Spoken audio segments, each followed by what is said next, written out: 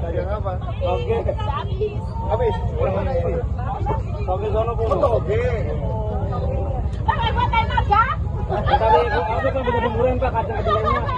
Minta dimurahin kacang kedelainya. Oh, kacang kedelai. Iya, itu kan dari kacang. Kacang hijau. Ya, kacang hijau. Lagi. UMKM itu kan dari sisi jumlah perusahaannya, walaupun mikro, kecil, menengah, itu yang paling banyak, bahkan yang paling resilient atau paling kuat daya tahannya ketika ada krisis dan pandemi. Nah, oleh karenanya pada saat seperti ini kita pengen lihat, jadi kita bisa tahu langsung, sehingga kalau bicara dengan tinggi-tinggi Pak Menteri, baik pertanian, perdagangan, kita bisa melihat sentimennya. Kadang-kadang kita bisa lihat datanya, tapi sentimen mesti lihat langsung. Pak, tadi ada penurunan sekitar berapa persen Pak? Tadi tentu bapak-bapak, ibu-ibu yang berdagang tidak detail, tapi dari sisi mengatakan sebulan terakhir ada sedikit sepi, ya. Tapi kita katakan sebentar lagi ada pemerintahan juga transisi yang baru. Saya yakin ini menjadi salah satu catatan karena memang sudah banyak dibicarakan juga. Dari segi apa Pak yang mengalami penurunan itu Pak? Ya, saya melihatnya sih kan satu, semua ini kan ujungnya ke daya beli, ya. Daya beli masyarakat. Daya beli masyarakat itu tentu akan banyak berubah ketika ditopang dengan berbagai macam hal, ya. Tentu belanja modal pemerintah juga sangat penting, karena dengan adanya pembangunan itu tentunya makin banyak ekonomi bergulir, dan secara besarnya tentunya investasi, ekspor itu juga sangat penting. Dan juga sempat dibicarakan dengan Menteri Perdagangan 2-3 hari yang lalu di Kadin, ya barang-barang impor ilegal juga mesti disiplinkan. Pak, Oke. terkait dengan isu lain Pak, terkait dengan kubu Arsyad yang akan menempuh jalur hukum terkait polemik internal Kadin, gimana Pak responnya Pak? Kadin hanya satu. Ya, Kadin hanya satu dan semua orang tentu kita hormatilah. Jadi di sini ada yang dari mana nih? Dari Banten. Oh. Baik, jadi ini adalah rangkaian ya dari 87 ya. Kita diabadikan terlebih dahulu. baik Bapak dan Ibu boleh melihat betul. Ada 1000 anak yatim ya, Arya, luar biasa loh. Mudah-mudahan di Indonesia ini panjang umur. Amin. Ya. Sukses. Betul. Baik, dengan mengucapkan Bismillahirrahmanirrahim untuk pembagian sembako ini ya. Betul. Dari sana ada akan memberikan pengarahan ya agar tetap aman. Betul sekali. Dan itu untuk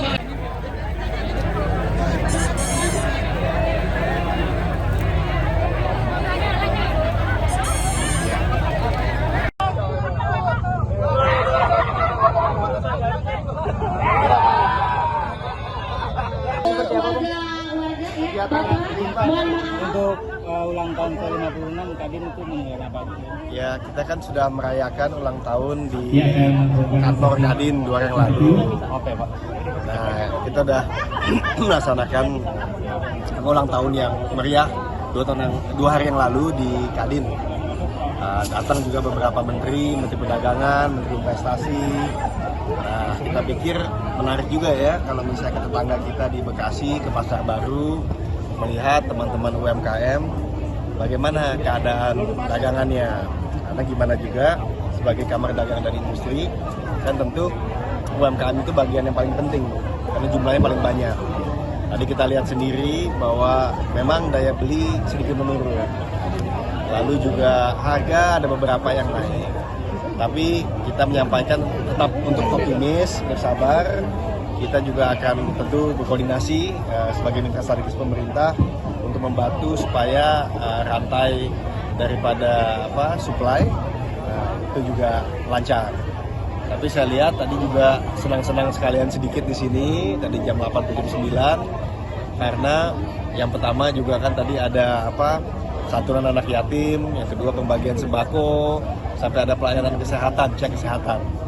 Jadi saya pikir ya kalau hari ulang tahun ya ya kita lakukan yang seru-seru, tapi sambil juga mengerti, belajar buat saya apa kejadian di lapangan di sisi pasar basah seperti Pasar Baru di Bekasi.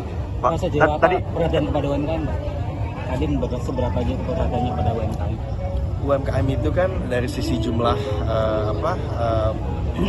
perusahaannya, walaupun mikro, kecil, menengah, itu yang paling banyak, bahkan yang paling resilient atau paling kuat daya tahannya ketika ada krisis dan pandemi.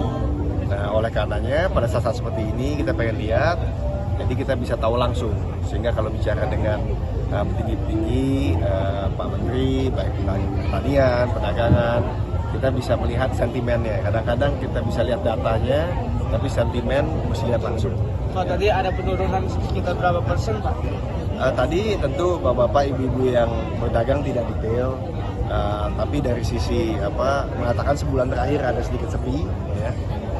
Tapi kita katakan sebentar lagi ada pemerintahan juga transisi yang baru. Saya yakin ini menjadi salah satu catatan karena memang sudah banyak dibicarakan juga. Dari segi apa, Pak, yang mengalami penurunan itu, Pak? Ya, saya melihatnya sih kan satu, semua ini kan ujungnya ke daya beli, ya. Daya beli masyarakat. Daya beli masyarakat itu tentu akan banyak berubah ketika ditopang dengan berbagai macam hal, ya. Tentu belanja modal pemerintah juga sangat penting, karena dengan adanya pembangunan itu tentunya makin banyak ekonomi bergulir, dan secara besarnya tentunya investasi, ekspor itu juga sangat penting.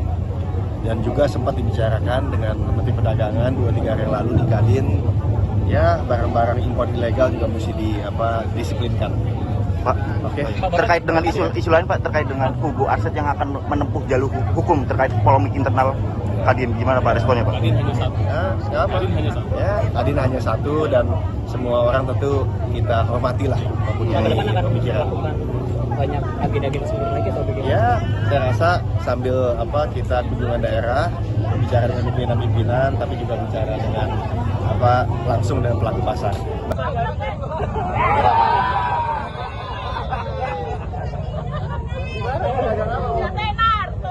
Dagang apa? Oke. Habis. Oke, sono Bu. Oke.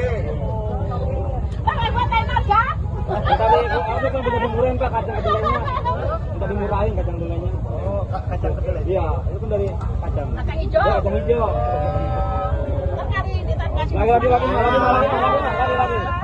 Lagi.